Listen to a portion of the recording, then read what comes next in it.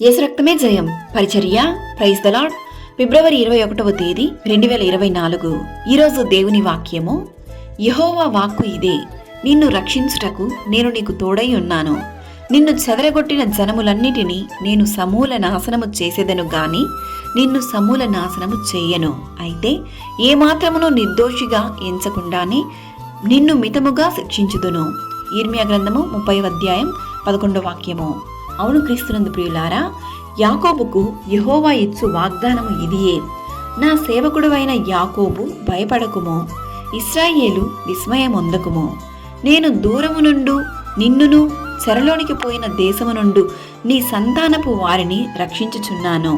ఇదే యెహోవా వాక్కు. ఈరోజు ఈ వాక్యం వింటున్న ప్రియ సహోదరి సహోదరులారా, నీవు పిలువగా యెహోవా నీకు ఉత్తరమిచ్చును.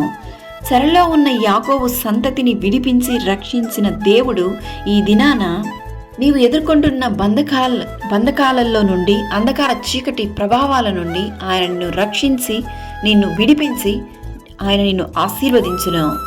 చెరలో బంధించబడినటువంటి జీవితం ఒకవేళ నీవు జీవిస్తున్నట్లయితే దేవుడు నిన్ను చూస్తున్నాడు, నీ కన్నిటిని చూస్తున్నాడు.